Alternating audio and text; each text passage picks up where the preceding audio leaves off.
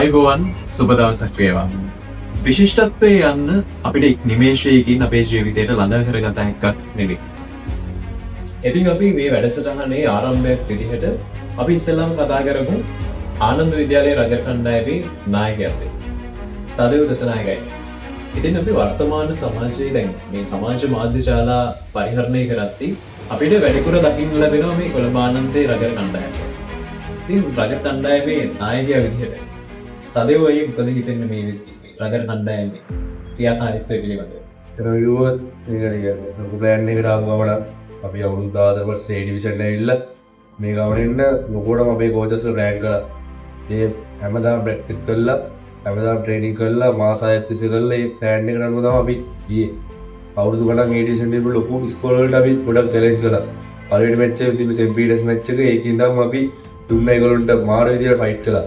මුළු මැච් එකම අපේ කවුරුත් අතහැරියේ නැහැ. ඒක තමයි අපි ඔට සමහරක් පෙරදුනා. DS මැච් එකෙන් පෙරදුනා ලකුණු 4කින්. ඒ වුණාට අපි මැච් එක දින්නා. මොකද කියනවනේ ඒගොල්ලෝ අවුරුදු ගානක් A ඩිවිෂන් ඉඳලා ලොකු ස්කෝර් වලට ගහලා ඒවට අපි මැච් වලට එද්දී අපේ ඔළුව හදාගෙන ගියේ. අපි එහෙම කිසි ප්‍රෙෂර් එකක් පොකෝඩ ගන්න අපේ කෝච් අපිට මාර විදියට ටෙක්නික් කියලා දුන්නා. අපේ කැන්ඩිසා හින්දා තමයි මේ තරම් දින්නේ. හැමෝම කවුරුත් කතා කරනකොට මේ මිනිස්සයා ගැන මේ මිනිස්සයා තමයි අපි ඇදුවේ. ඒක තමයි අපි මෙච්චර දැනගට ආවේ. ඉතින් අපි දැන් කතා කරන්න යන්නේ මේ රගර් කණ්ඩායමේ තවත් එක් සුවිශේෂී ආනන්දයක. අර කතාවක් තියෙනවානේ ලොවෙන් එකෙක් එක් දෙයකට වෙයි සමත කියලා.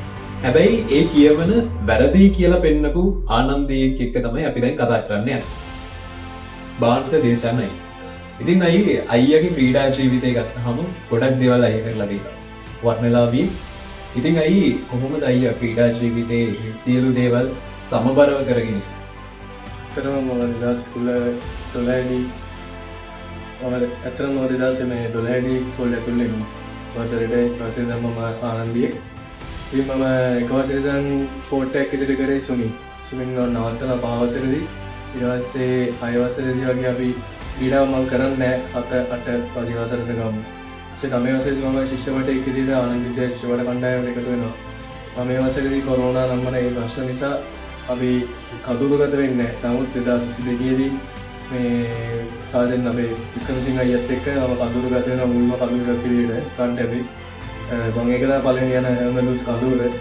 ඒ වගේම අපි ඒ අවුරුද්දේ අවුරුදු 19කට පස්සේ මේ හැමලුස් අනුශෝචිතතාවය තියෙනවා. ඊට පස්සේ අපි ඊට පස්ව ඒ මේ 2023 දී හැමලුස් මේ කඳුරුගත වෙලා ජයග්‍රහණයක් කරගන්නවා. ඒක කරලා අන්තිමේදී මම 2023 දී ශිෂ්‍යවට ජීවිතේට සමු දෙනවා.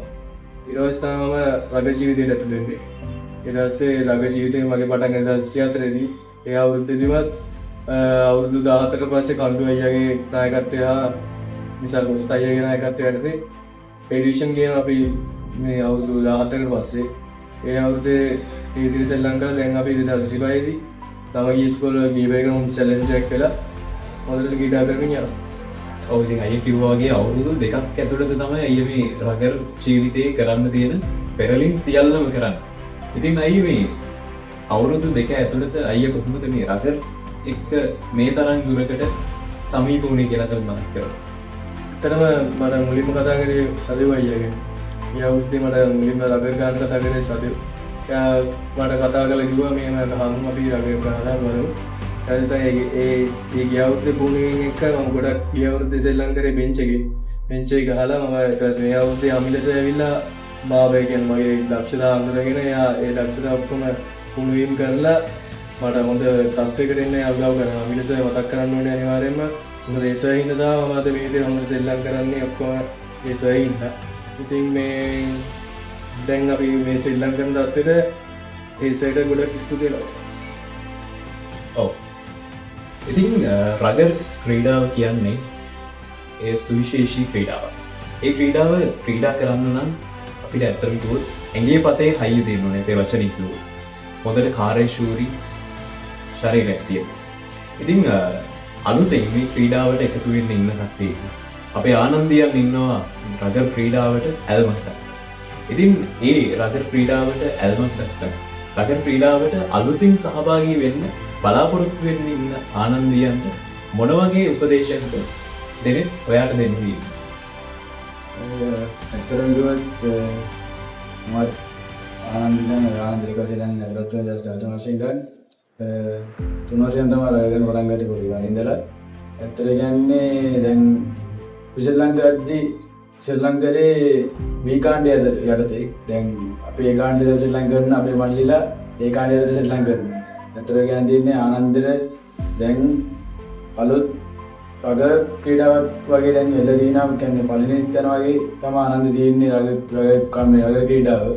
ඇත්තටම කියන්නේ මල්ලි රට එන්න ගහන්න ඇත්තටම ශ්‍රී ලංකාවට පුළුවන් කට්ටිය ගොඩක් කියනවා ඔලු තුවාල වෙයි අතපය කැඩෙයි ඒ වගේ තමයි රග ක්‍රීඩා ගැන කතා කරොත් ඒ වගේ එහෙම දෙයක් කිසිම දෙයක් එන්නේ නැහැ ඉංග්‍රීසි පාඩු වෙයි එහෙම දෙයක් එන්නේ ඇත්තටම මේ අවුරුද්දේ අපේ ඕලෙල් රිසර්ච් ගත්තොත් ඕලෙල් ලියපු හැම කෙනෙක්ම ඕලෙල් පාස් වෙලා ඉන්නවා 9 දෙයක් ඉන්නවා ඒ වගේ කියන්නේ කැම්බල් ගියා තුන් දිනක් ඉන්නවා ඒ වගේ ගොඩක් අභියෝග වලට මුහුණ දීලා කොහොමද කැපකිරීම කරගෙන රග ක්‍රීඩාවත් එක්ක ඉස්සරහට ආපු කණ්ඩායමක් කියලා තමයි අපි කොහොමද ආවේ කයන් දින මල්ලියට අනිවාර්යයෙන් රය ගහන්න කිසිම දෙයකට බය වෙන්න එපා ආනන්දේ රග ක්‍රීඩාව ඊළඟ ගෙන්නන්න අපි මාර්ගයට කැප වෙන්න ඕනේ ආනන්දේ දෙයක් කරන්න ඕනේ ඔව් ඉතින් රගර් ක්‍රීඩාව සෙල්ලම් කරද්දී දැන් අපි සමාජයේ මතයක් ඇතිලා තියෙනවා නිදාකාරයෝ හැංගපතේ පුවාද වෙයි හැප්පිලා එක දේවල් වෙයි අතපය කැඩෙයි එහෙම කිය.